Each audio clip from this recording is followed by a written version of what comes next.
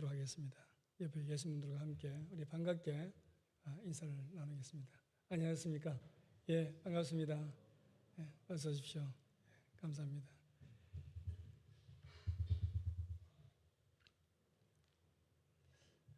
예, 크리스찬이라고 하는 것은 하나님 나라를 대망하며 한 걸음 한 걸음 믿음으로 나아가는 사람을 말합니다. 덴마크의 철학자 킬케고르는 삶이란 과거를 통해서만 이해될 수 있을지라도 미래를 향해 사는 것이라고 하는 뜻깊은 말을 남겼습니다. 과거의 아픈 상처나 기억을 떠올리며 자꾸 되새기는 사람은 하나님 나라의 백성으로서 온당치 못합니다. 과거의 상처를 이기고 극복하며 미래를 향해 나아가는 사람들이 하나님 나라의 기업을 얻을 자격이 있는 사람들입니다. 가만히 보면 교회 일을 규칙으로 알고 일하는 사람들이 있고 은혜로 알고 일하는 사람들이 있습니다. 교회에 출석하기, 기도하고 성경 읽기, 전도하고 봉사하기, 헌금하기, 나쁜 행동 안 하고 선한 행동하기, 이것을 신자의 규율로 여기고 신앙생활을 한다면 만약 예수님의 그 고귀한 가치를 우리가 잃어버리게 될 때 그때부터 억지로 하기 시작할 것입니다. 진정한 생활이 신앙생활이 아니라 종교 생활로 전락할 수가 있다는 것입니다. 이런 의미에서 우리에게 주신 말씀을 바울이 이것은 하지 말고 저것은 하라고 하는 어떤 하나의 어떤 규칙이나 틀이나 규율을 우리에게 제시하고 있는 것이 아니라는 것을 먼저 기억하시기를 바랍니다. 하나님의 말씀은 은혜로 받아야 우리의 영이 살게 되어 있습니다. 본문 1절로 3절 말씀을 다시 한번 보시면 그러므로 사랑을 받는 자녀같이 너희는 하나님을 본받는 자가 되고 그리스도께서 너희를 사랑하신 것 같이 너희도 사랑 가운데서 행하라. 그는 우리를 위하여 자신을 버리사 향기로운 제물과 희생 제물로 하나님께 드리셨느니라. 음행과 온갖 더러운 것과 탐욕은 너희 중에서 그 이름조차도 부르지 말라. 이는 성도에게 마땅한 바니라. 아멘. 그렇게 말씀하고 있습니다. 여기에 보면 그러므로 사랑을 받는 자녀같이 너희는 하나님을 본받는 자가 되고라는 말씀을 보면 신자라고 하는 것은 예수님의 사랑을 입었기 때문에 출발한 자들이라는 것을 기억할 필요가 있습니다. 먼저 예수님이 우리를 사랑하심 같이 우리도 주님의 사랑을 드러내어야 한다는 것입니다. 그래서 그리스도께서 너희를 사랑하신 것 같이 너희도 사랑 가운데 행하라는 말씀을 주신 것입니다. 다시 말하면 예수님께서 우리 죄인들을 위해 기꺼이 자신의 목숨을 버리고 죽기까지 사랑하신 것 같이 우리도 주님의 그 고귀한 사랑을 알고 주님 사랑 안에서 처신하라는 말씀입니다. 여기 사랑 가운데 행하라, 행하라 그렇게 했는데 행하라 할 때에 행하라고 하는 말씀은 행동한다라고 하는 뜻이 아니라 원 성경에는 영어로 봐도 walk로 되어 있습니다. walk, 걷다는 말입니다. 사랑 안에서 걸어가라 이런 말씀입니다. 예수님과 함께 한 걸음 한 걸음 걸어간다는 뜻이 여기에 포함되어 있는 것입니다. 예수님의 사랑 안에 푹 빠져서 처신한다는 말입니다. 취사 선택적으로 따르거나 거부하는 것이 아니라 철저하게 예수님처럼 말하고 행동하고 예수님과 함께 동행하라고 하는 뜻이 여기에 있는 것입니다. 그러니 이런 사람이 어찌 세상의 더러운 것을 좋아하겠으며 탐욕을 부리겠는가 하는 것입니다. 이어서 3절로 5절 말씀에 보면 하나님 나라의 기업을 얻지 못하는 자들에 대해서 말하고 있는데 3절에서 5절 말씀에 보시면은 이렇게 말씀하고 있습니다. 음행과 험과 더러운 것과 탐욕은 너희 중에서 그 이름조차도 부르지 말라. 이는 성도에게 마땅한 말이라. 누추함과 어리석은 말이나 희롱의 말이 마땅치 아니하니 오히려 감사하는 말을 하라. 너희도 정녕 이것을 알거니와 음행하는 자나 더러운 자나 탐하는 자 곧 우상 숭배자는 다 그리스도와 하나님 나라에서 기업을 얻지 못하리니 그렇게 말씀하고 있습니다. 여기에 보면 하나님을 사랑하는 자가 빠져서는 안 되는 일들을 몇 가지 열거하고 있습니다. 요약하면 하나님을 사랑하는 자가 어찌 음행을 하겠으며 어찌 더러운 자로 남을 것이고 어찌 탐하는 자로 우상 숭배자로 전락할 수 있겠느냐 하는 것입니다. 너희는 하나님의 사랑을 입은 자가 아니냐 하는 것입니다. 그래서 5절 하반절에 보면 이런 자들은 다 그리스도와 하나님 나라에서 기업을 얻지 못하는 자들이라고 했습니다. 그러면 몇 가지 이제 바울이 열거를 했는데 그렇다면 여기에서 열거하지 않았던 죄들도 있을 거 아닙니까? 얼마나 많겠습니까? 이를테면 사기, 강간, 간음, 도둑질 같은 이런 것들은 그럼 어떻게 됩니까? 그런 거는 해도 된다는 말입니까? 그런 걸 해도 하나님 나라의 기업을 받는다는 말입니까? 그렇지 않습니다. 왜냐하면 여기에 기록된 죄들의 이 특징은 예수 그리스도가 좋아하지 않았던 것이라는 것을 우리가 알아야 하는 것입니다. 여러분, 우리가 진심으로 하나님을 사랑하면 어떤 일이 일어나는지 아십니까? 우리가 진심으로 전심을 다해서 하나님을 사랑하면 하나님은 어떻게 반응하시겠습니까? 어떻게 반응하실 것 같습니까? 고린도전서 8장 3절 말씀에 보면 눈이 확 뜨이는 그런 말씀이 나옵니다. 눈이 확 뜨이는 말씀이에요. 저도 예전에 그냥 스쳐 지나갔는데 이 말씀을 준비하면서 가만히 보니까 굉장히 이게 은혜가 되더라고요.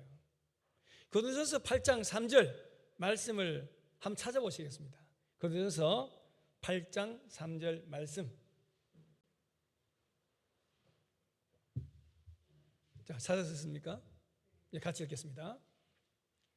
고린도전서 8장 3절 말씀 시작. 또 누구든지 하나님을 사랑하면 그 사람은 하나님도 알아주시느니라. 아멘. 놀라운 말씀 아닙니까? 우리가 전심으로 하나님을 사랑하면 하나님이 우리를 사랑하시는 정도가 아니고 알아주신다는 것입니다. 알아주신다는 것입니다. 배영희 권사님은 아멘 하시네요. 우리가 하나님을 사랑하면 누구든지 하나님을 사랑하면 그 사람은 하나님도 알아주시느니라. 아멘. 여러분, 하나님이 우리를 알아주시는 것보다도 더 큰 힘과 위로는 이 세상 어느 것과도 비교할 수 없는 것 아니겠습니까? 그러니 우리가 그리스도를 사랑하는 자들에게서 나와서 불신자들의 대열에 들어가서는 안 된다는 것입니다. 불신자들의 대열에 합류해서는 안 된다는 것입니다. 5절 말씀에 음행하는 자, 더러운 자, 탐하는 자는 우상 숭배하는 자라고 규정하고 있습니다. 왜 그렇습니까? 돈으로 육체의 만족을 위하는 것이고 더러운 이익을 추구하고 탐욕을 부리는 행위, 이 모든 것들은 바로 우상 숭배하는 것과 같다고 지금 말씀하고 있는 것입니다. 하나님보다 자신이 탐하여 확보한 소유물을 더 믿기 때문에 우상 숭배자가 되는 것입니다. 주님보다도 돈을 더 사랑하는 자로 전락할 때 자신도 모르게 우상 숭배자로 전락하게 되는 것과 같습니다. 그래서 디모데전서 6장 10절 말씀 우리가 잘 알지 않습니까? 돈을 사랑함이 일만하게 뿌리가 되나니 이것을 삼하는 자들이 미혹을 받아 믿음에서 떠나 많은 근심으로서 자기를 찔렀도다 라고 말하고 있는 것입니다. 믿음을 버리고 떠나 근심에 빠진 자들은 돈이 편리한 줄 알고 즐기다가 그것을 사랑하는 쪽으로 가버리는 것입니다. 그러면 하나님이 알아줄까요? 알아주지 않을까요? 하나님이 알아주시지 않습니다. 탐욕에 빠진 사람들의 특징은 주님의 자리에 돈을, 주님의 자리에 자기가 가지고 싶었던 그 소유물을 대체시켜서 사랑하게 되는 것입니다. 이것이 우상 숭배인 것입니다. 여기까지 말씀을 통해서 우리가 배우는 것은 무엇이겠습니까? 본문에 의하면 하나님 나라에서 기업을 얻지 못할 자의 특징은 하나로 통일되어 나타납니다. 무엇입니까? 바로 자기 중심성입니다. 지금 신자들에게 마땅히 하나님 나라에서 기업, 즉 상속받을 몫을 누릴 수 없는 자들의 특징을 바울이 소개한 것은 이렇게 본문에 나오는 몇 가지만 지키라는 것이 아니라 주님을 더욱 사랑하며 주님의 사랑을 드러내는 사람으로 있어 달라는 말입니다. 여러분, 우리는 교회에서 다윗의 믿음과 용기에 대해서 수도 없이 들었습니다. 그런데 저는 다윗이 가는 곳마다 승승장구할 수 있었던 그 힘과 저력은 그는 모든 전리품들을 오직 하나님께 아낌없이 드렸다는 것입니다. 구약 성경에 보면 다윗은 하닷 에셀의 신복들이 가진 이제 금방패를 뺏었어요. 금방패니까 가치로 따지면 말도 못하겠죠. 어마어마하겠죠. 이 금방패를 빼앗아서 예루살렘으로 가져왔습니다. 그 당시에 금방패는 주로 왕족이나 고위층에 속한 사람들이 이 호신용으로 방어용으로 사용했던 무기였습니다. 다윗은 그 많은 금방패 가운데 한 몇 개는 좀 빼놔놓고 슬쩍 빼놔놓고 나머지 하는 게 드려도 하나님 잘했다고 칭찬하실 법도 한데 그 모든 방패를 하나도 금방패를 남기지 않고 그 금방패 모두를 다 하나님께 아낌없이 드렸다는 것입니다. 쉽지 않습니다. 다윗이 전쟁에서 빼앗은 노획물들을 모두 하나님께 드렸고 이는 훗날 솔로몬이 성전을 지을 때 사용이 되었다고 합니다. 하맛 왕 도이가 자신의 숙적 하닷 에셀의 군대를 다윗이 대신 물리쳐준 데 대한 감사의 또 애물로 많은 금그릇, 은그릇, 녹그릇을 가지고 왔습니다. 다윗은 이때도 하나도 빼돌리지 않고 남기지 않고 모두 다 하나님께 드렸다는 것입니다. 자신이 쓰고 즐겨도 좋을 뜻밖의 횡재같이 들어온 물건들도 다 하나님께 드렸다는 것입니다. 다윗은 자신이 피땀 흘려 싸운 모든 정복 전쟁에서 얻은 노획물을 하나님께 아낌없이 드렸습니다. 그가 그렇게 할 수 있었던 것은 자신이 전쟁에서 이길 수 있었던 결정적 원인이 하나님의 도우심의 손길 덕분이었음을 그는 잘 알았기 때문입니다. 다윗은 항상 하나님이 승리하게 하신 것이지 나는 아무것도 아니다 라고 하는 영적 겸손을 잃지 않았습니다. 사울 왕이 자아 만족을 위해서 항상 사리사욕을, 즉 탐욕을 채우는 데 급급했던 데 반해서 다윗은 노획물을 요즘 말로 일도 남기지 않고 모두 하나님께 바침으로 모든 승리의 영광을 하나님께 온전히 드렸다는 것입니다. 다윗이 여러 장점이 많지만 저는 모든 전리품들을 빼돌려 자기를 위해 사용하지 않고 모두 하나님께 바쳤다, 하나님께 드렸다고 하는 이 점이 다윗의 놀라운 점이라고 저는 생각합니다. 모든 것을 온전히 다 하나님께 드린 다윗의 가문에서 우리 죄를 위하여 모든 것을 내어주신 주님이 오셨다는 것은 놀라운 일이 아닐 것입니다.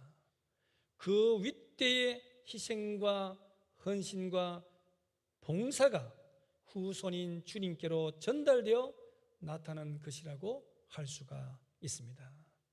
다윗이 이처럼 겸손하고 무력이 없었기 때문에 하나님은 오히려 그를 더욱 축복하시고 그 나라를 강성케 하셨습니다. 교회도 다윗처럼 모든 승리의 영광을 오직 하나님께 돌려야 할 줄로 믿습니다.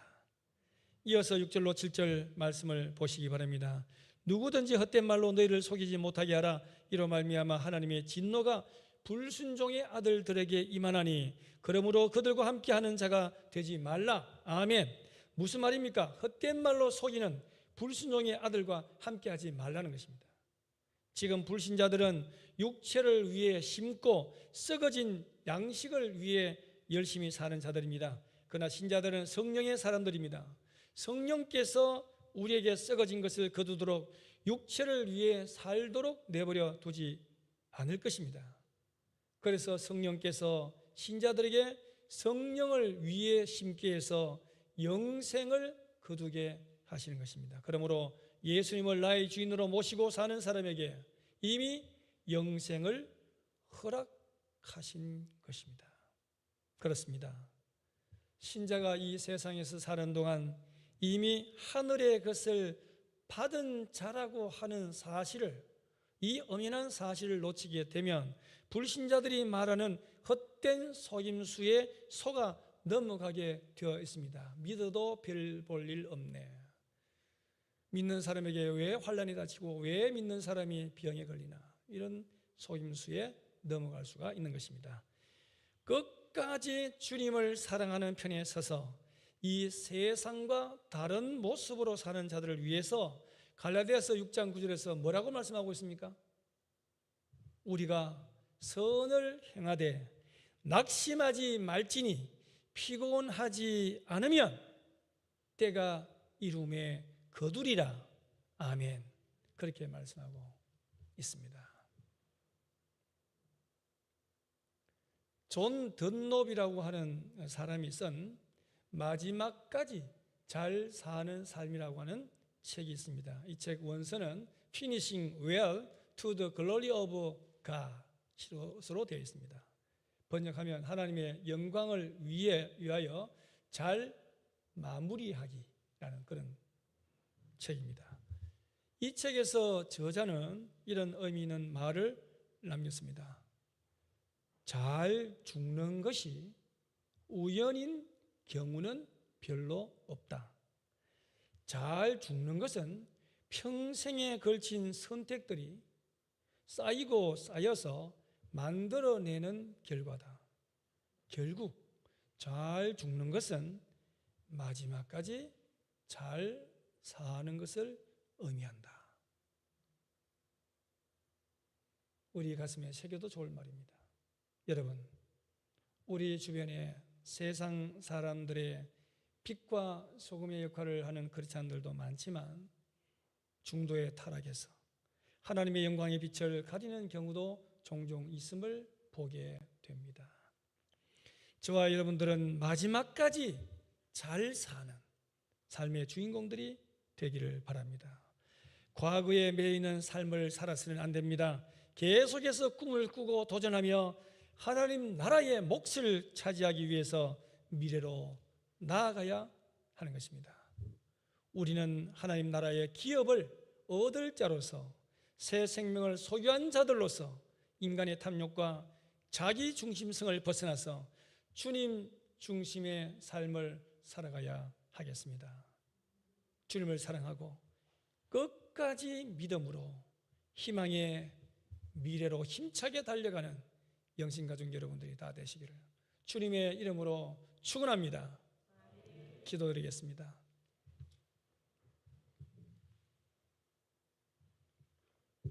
주님, 하나님 나라의 기업을 얻을 자로서 인간의 탐욕과 음행과 욕심과 물질에 대한 아집을 버리고 주님을 전심으로 사랑하여 주님도 우리를 알아주는 삶을 살게 하시옵소서. 희망의 미래를 열어주시는 예수님 이름으로 기도합니다. 아멘. 주신 말씀